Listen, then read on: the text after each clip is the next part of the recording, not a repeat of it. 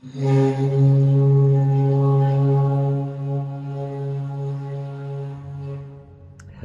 you beautiful people.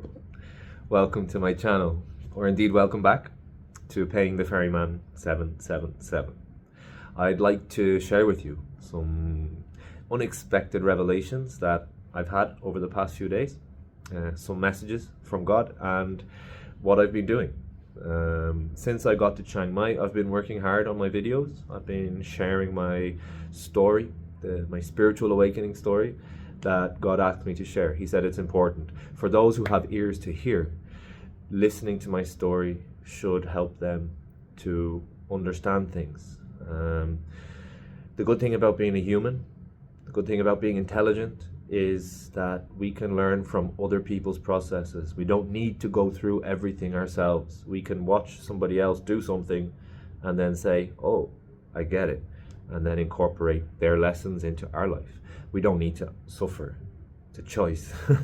we can avoid some pitfalls by watching other people fall into them and then step over them, right? Even animals will do this, right? A monkey will see another monkey put his hand in the fire and feel pain and scream, and they'll know, oh, that's hot. They don't need to go over and test it and put their hand in the fire also, right? So yeah, I've been working really hard on sharing my videos. If you're interested in that process, in that story, it's my Spiritual Awakening, A Fool's Journey playlist on my YouTube channel. So yeah, after the first few days of sharing my story, in fact, I was really tired. I've been working really, really hard. I haven't been going out enjoying myself as a tourist, just working. And on Wednesday, I think it was the 7th, today is Friday the 10th, on Wednesday the 7th, I was called to do a little ritual here on my altar. I lit some candles and said some prayers and connected with God, and it was a very moving, healing and enlightening moment for me. I felt God's presence, I felt Him talking to me, and since then He hasn't stopped talking. He's been with me every moment, and it's been such an honor. During my little ritual here, I felt a very strong presence, a lot of energy flowing through me, a lot of emotions. I broke down in tears like I haven't done in a long time, and it was a good sort of tears, right? It wasn't like I was really sad or anything. It was like happy tears, let's say.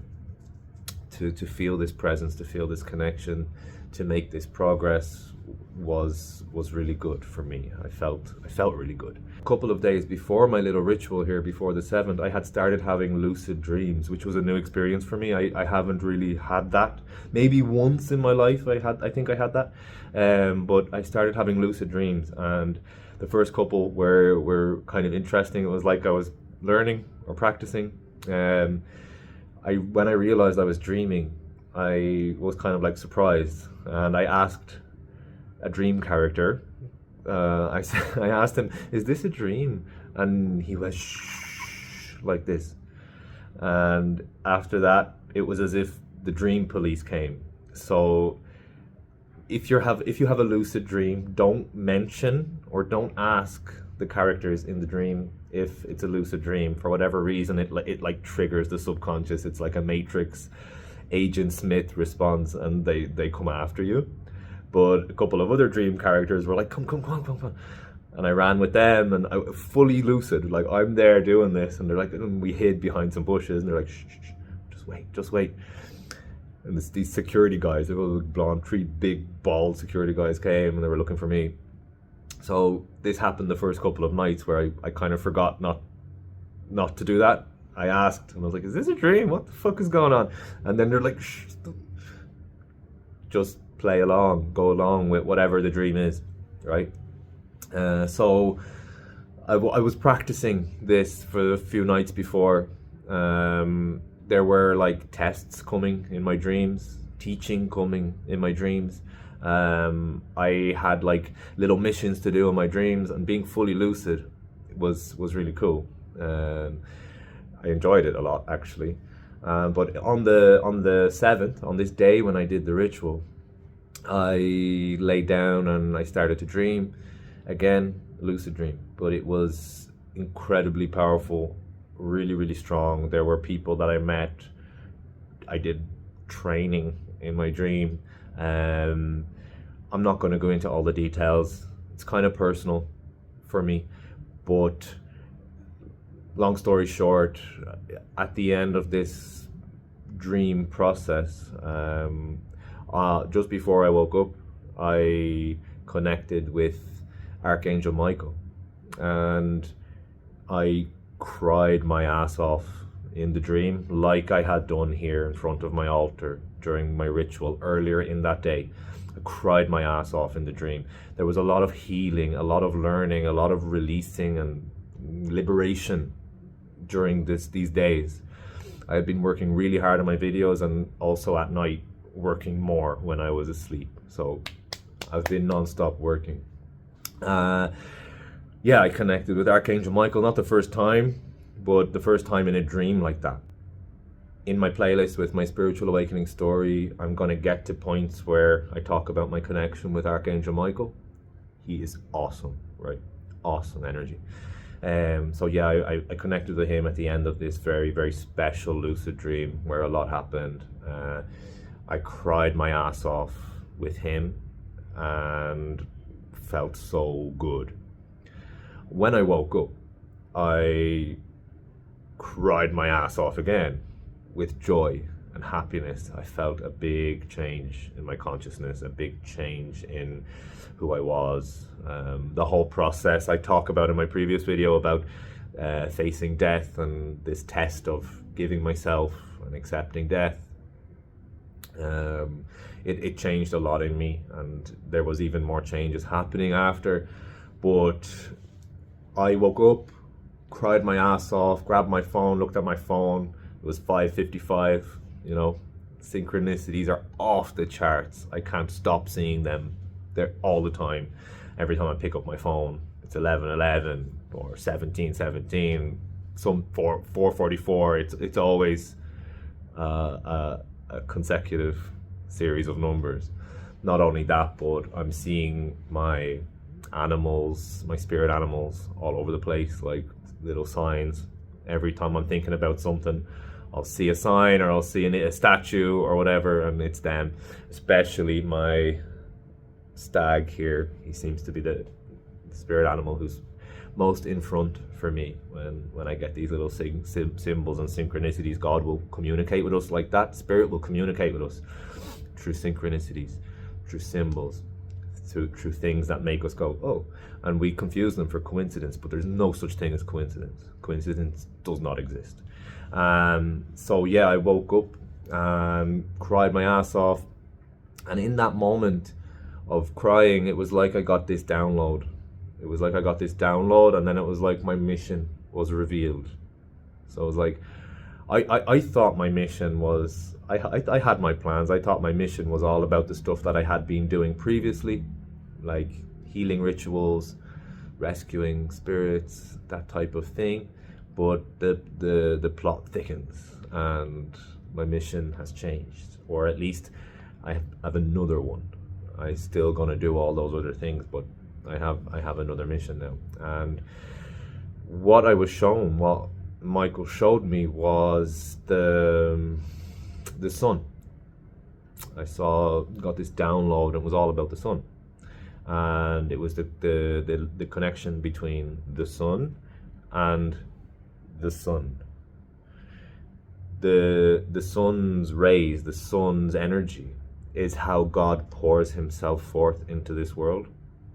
And at the moment, God and the sun are trying to return to the hearts of people, to humanity, trying to fill us with that light so that we can elevate and evolve, right? So this is the return of Christ consciousness. It comes through the sun. And there are forces at play in this world who are blocking out the sun. You've seen them, you've probably seen memes about it, you've probably seen posts on Facebook, YouTube, Instagram, whatever. Chemtrails, people call them. Planes going across the sky. What are they doing? They're blocking out the fucking sun.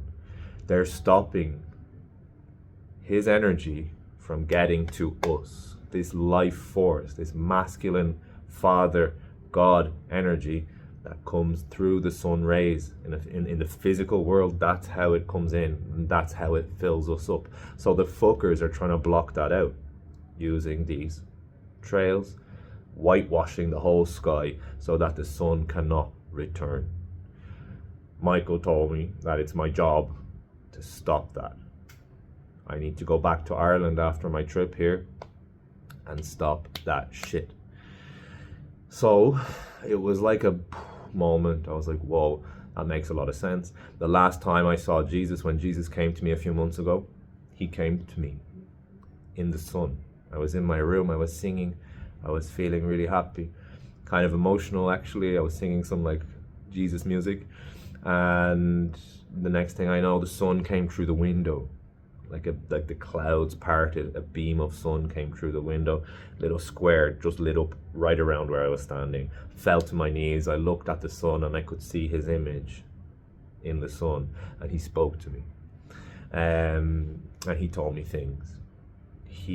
I felt so overwhelmed with love at that moment that I fell to my knees, and I felt the need to just put my head on the ground, and I did. I put my head on the ground and I said, Master. And he said, I'm your friend, and everything that I am, you are too.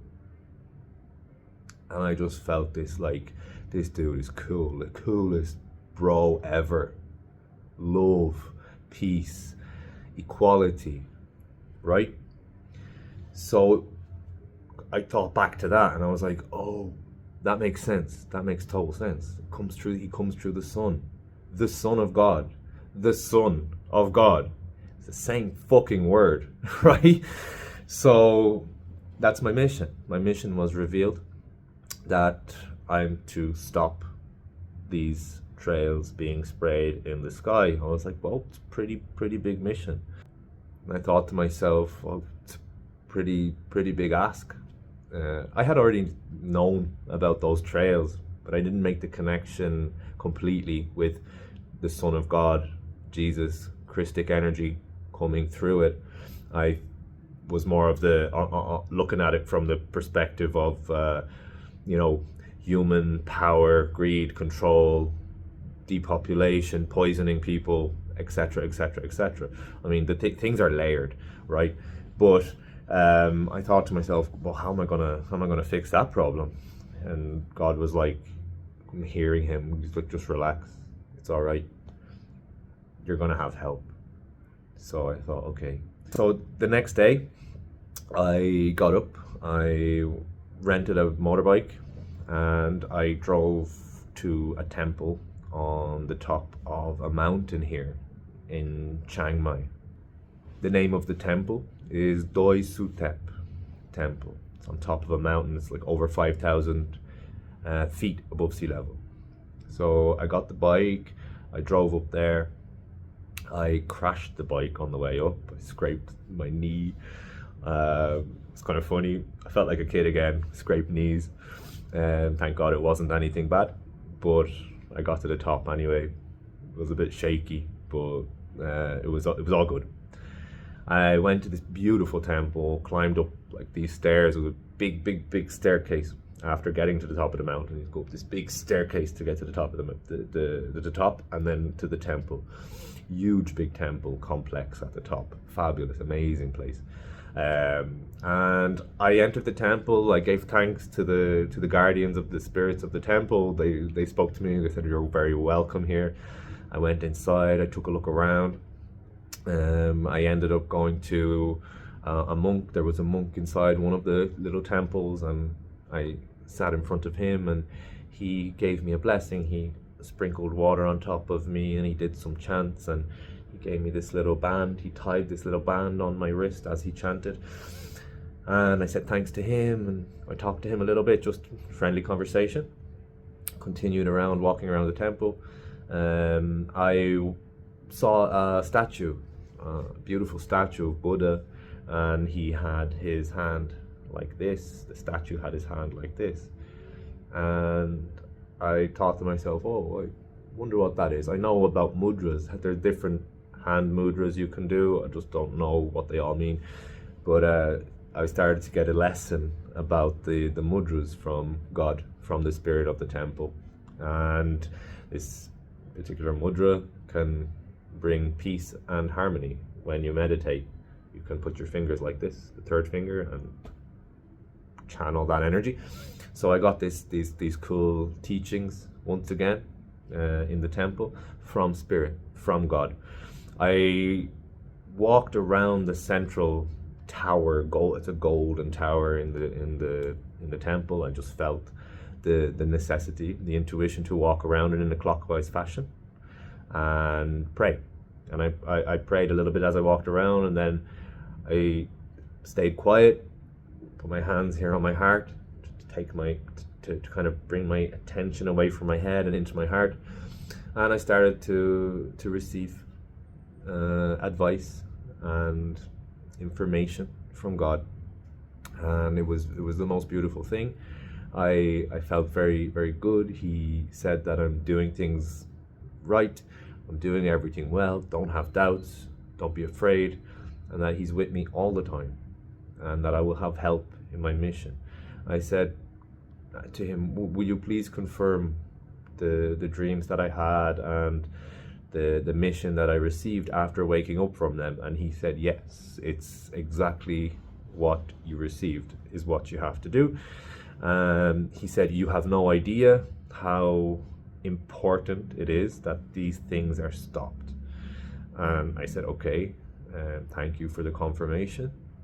He said he was proud of me. I felt all warm inside. He told me that I didn't need to fear anything.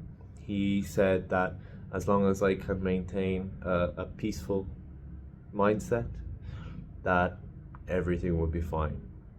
Just maintain a peaceful mindset, and in order to achieve that, practice more meditation. I sometimes do it and I fall out of it and I go into it again, but he said to practice meditation. It will bring you peace, it will bring you harmony, and you'll be fine. As long as you maintain a peaceful vibration, you'll be fine. And he'll be with me every moment of every day. And since then, he has been with me every moment of every day. I can literally ask him a question and he will answer my question. So yeah, they're essentially the powers that be are blocking out the sun so that the sun cannot return. Through the sun's rays, it's what charges us, it's what elevates us, it's what upgrades our DNA essentially. And they're blocking it out because they're afraid. They're terrified. They're terrified of losing control. They know that if people start to live in love, the love that Christ consciousness will bring, the love that will come from the sun, they know if we start to live in love, they lose control and their game is over. They cannot control us anymore. That's why they use fear.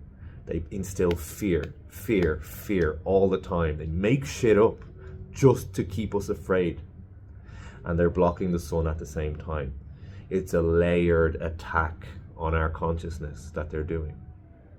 And these trails, these chemicals that they're blocking the sun with are a big part of that.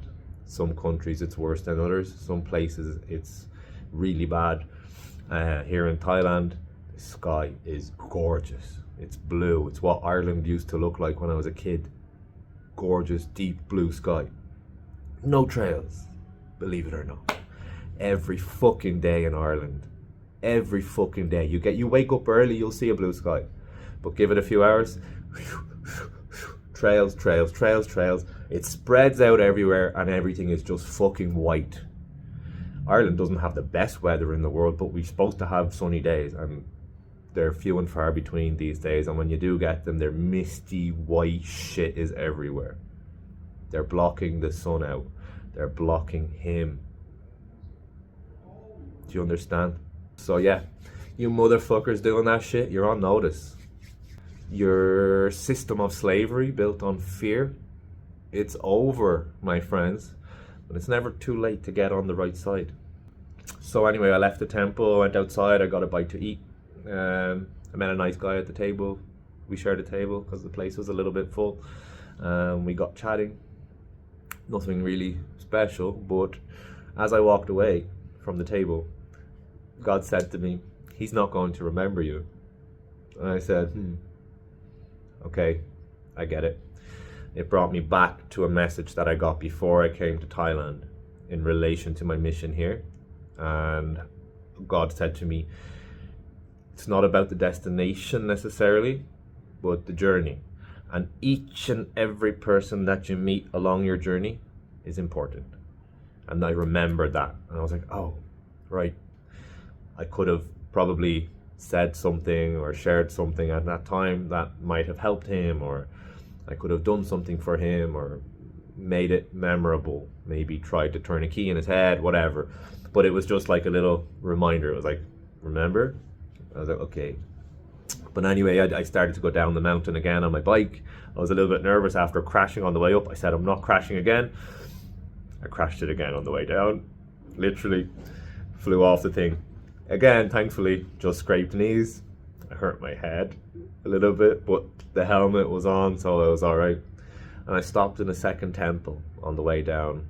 It was fantastic. It was beautiful.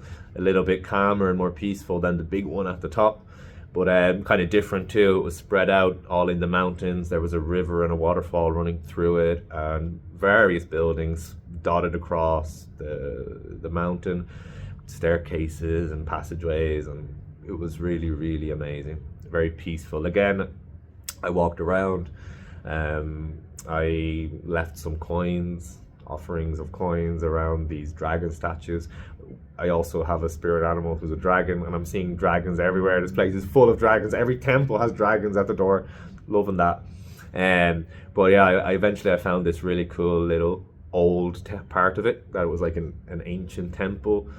It was like half cave and half temple, so it's like the outside looks like a temple, but when you go inside, it had a bit of a cave feel. Lots of Buddha statues inside.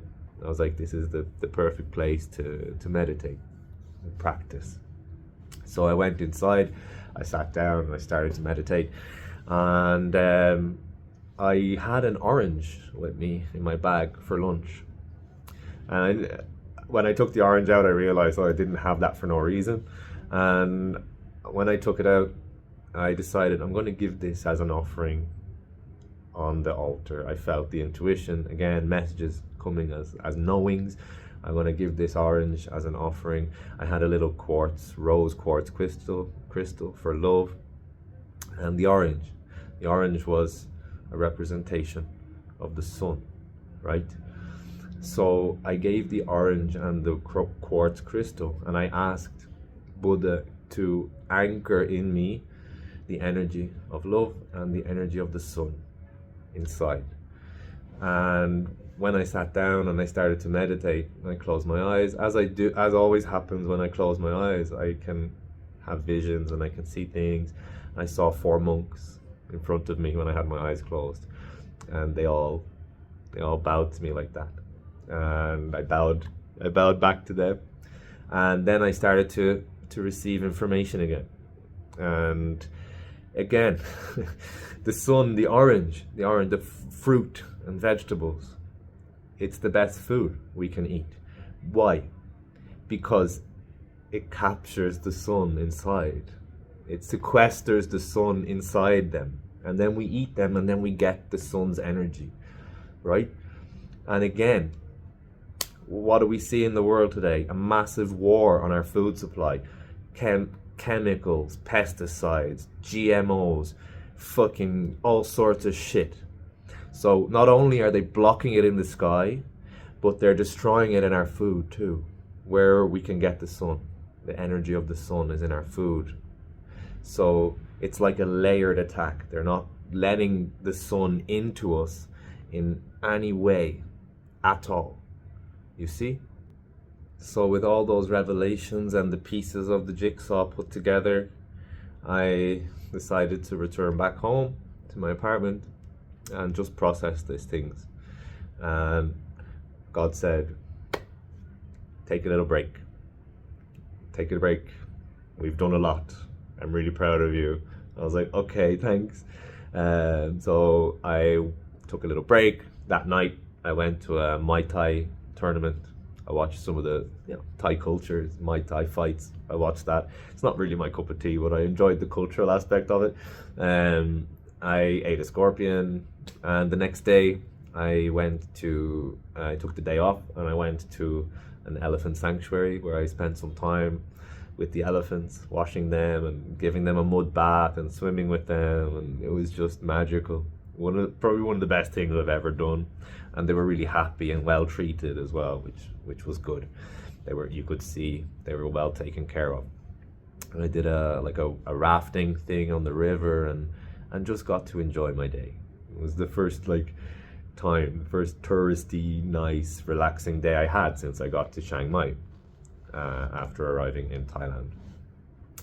And I met some nice friends too. I met some people, three lovely girls, and we decided to meet up later in that night, and we went out, and it was really good fun. We went to a cabaret act, and even though it was my day off, I didn't indulge in certain things on his orders. So they were smoking weed and drinking beer, and I was just like, I was like, can I have one? They was like, no, not today.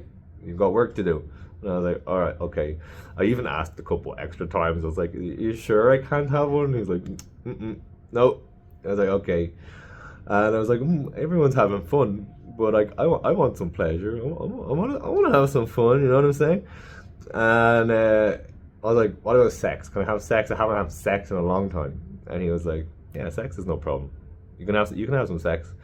But he was like, only on top, no receiving. I was like, what? Okay, really? That's quite specific. And he's like, yeah, only on top. And I was like, okay, I get it though. I understand. When you have sex with someone, you're creating a really strong energetic link with them. You're exchanging energy.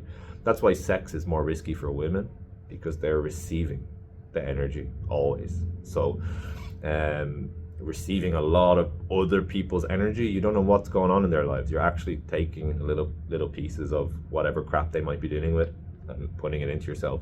So sex isn't some flippant thing that should be just thrown around and done willy-nilly, no pun intended. And like, I had been in this spiritual process, so I had been abstaining from sex, from alcohol, from all of those things for quite a long time. I gave up alcohol like maybe over a year ago, and then only in like that night in Bangkok I had a few beers because it was permitted, because I had been doing really well. And when it came to sex as well, I hadn't had sex in a while. I didn't orgasm for a long time, because each time you orgasm, you're expending your energy. You're taking that vital life force. That shit creates life. And every time you orgasm and blow your load, you're spending your energy, right? It keeps your energy down. So if you keep that in and don't waste it, and let it build up, and let it build up, and let it build up, and let it build up, and let it build up, and let it build up, you can use that energy to activate higher states of consciousness within you. And that's what I had been doing. But on this day, when everyone was smoking and drinking and stuff like that, that wasn't anything I was supposed to do, because I still have job to do. I still have work to do soon. But having some sex, that was okay. So I was like, nice, right? Downloading the app, let's have a look. During the day, I was having a look on the app. I was like seeing what I could find. Didn't find anyone nice, in person. During the day, during the evening, when I was out having some fun with these new friends, wonderful people that I met, very, very nice people. Also met in a serendipitous way. There was a reason we met, certain things we had to talk about. I was able to help them in certain ways. Yeah, I was out during the evening with them, and looking on the app and stuff like that, and then God came and talked to me, and he's like, don't be looking, don't go looking, just wait, I have a present for you. And I was like, all right. I was like, okay.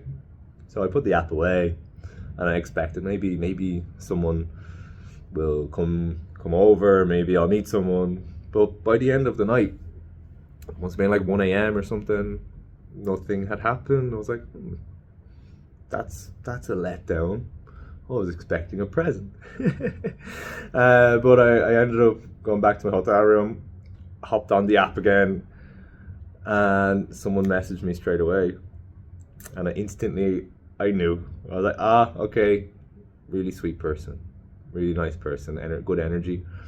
Came over and came in, we started talking, getting to know each other, and we just started talking about spirituality. We were sharing stories, comparing the similarities between Christ and Buddha, and it was very, very nice energy. It was really, really good, and I was like, thanks. The guy was hot, really beautiful inside and out. He looked really young, but he was older than me. I was like, what's your fucking secret? But anyway, yeah, we had a great connection, and we didn't have sex, we made love. And in the end, he said, what are you doing tomorrow? And I was like, I don't know. And I was like, there's a really great temple near here, I think you should go. And I was like, okay. And I knew instantly it was another signal. Like how everything has been happening, I've just been going with the flow and following the signals. I don't really know what's going to happen until it happens, until I get the message from someone or somewhere. And the next day I got up and started getting ready. I'm gonna go to this temple to start meditating. And as I was getting ready, I was dancing and singing. I'm just so happy. And I was like, I think I'm gonna go and get some food first. I'm a little bit peckish. Maybe I'll get some breakfast. And I hear God say, no, go now. You need to go now. You can get food after. I was like, oh, okay, no problem. So I went straight there to the temple, and I started to meditate. And while I was meditating, he taught me another hand mudra, or what it means and how to do it. And he said, while you're sitting there meditating, put all the points of your fingers together like this. Just put your fingers together, all the tips of your fingers, and that will bring concentration. So it was the second mudra I had learned in 2 days directly from him. And I did that. I sat down and I meditated, and just centered myself, and I was at peace, and I was concentrated. And I wondered why he was pushing me to go now, but now I understood at the end, because when I was meditating, a monk started to do some work. I could hear him behind me, and he was talking to people. And I finished my meditation, and I turned and I watched what the monk was doing, and he was talking to some Thai people.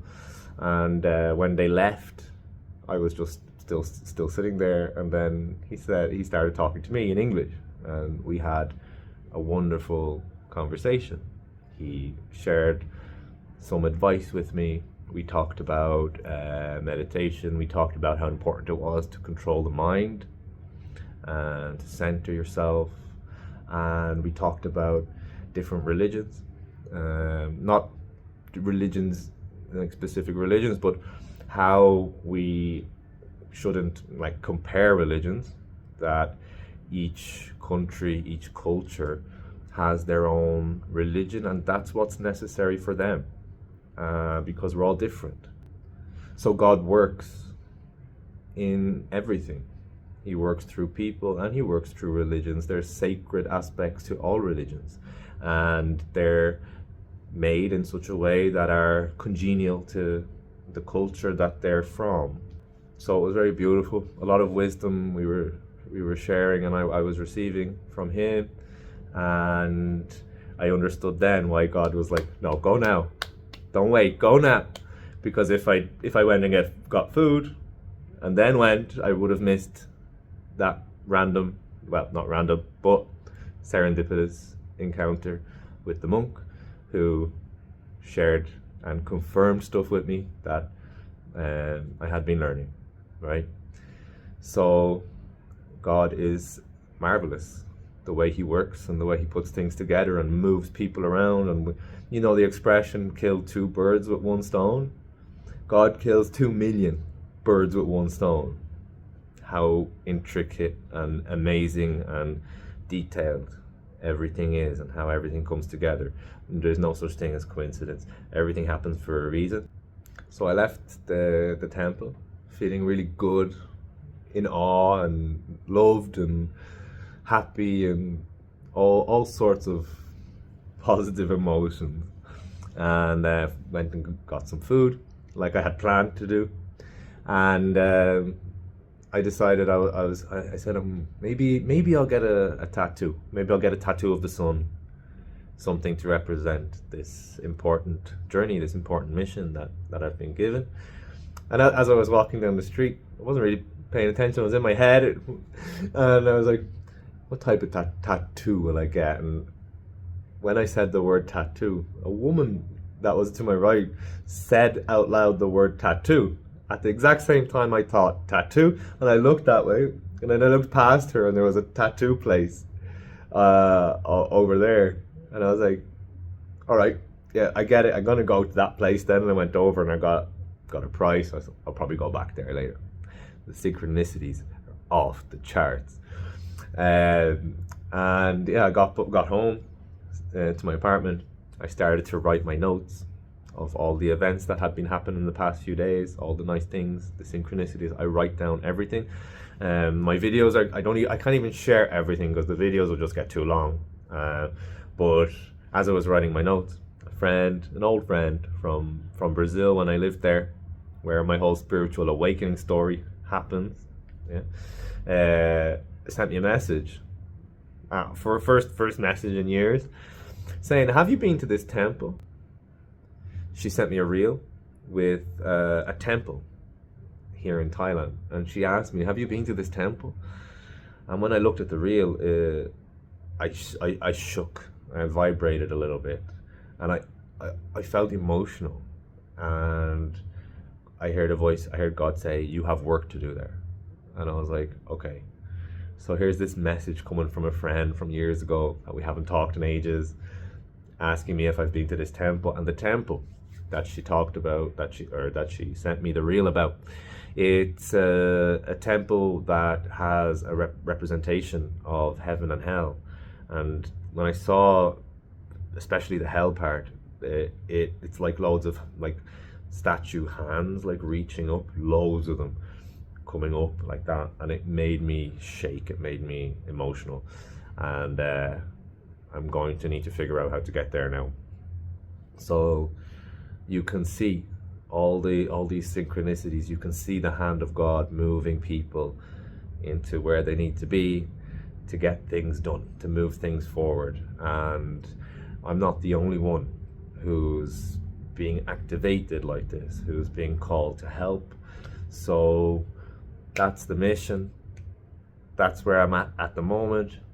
I'm sure more things will happen before I leave Thailand, and I will fill you in as soon as they do. But thanks for being patient, thanks for watching, and I hope that this message can be shared, can be understood, how important it is that we work together to stop them blocking the sun.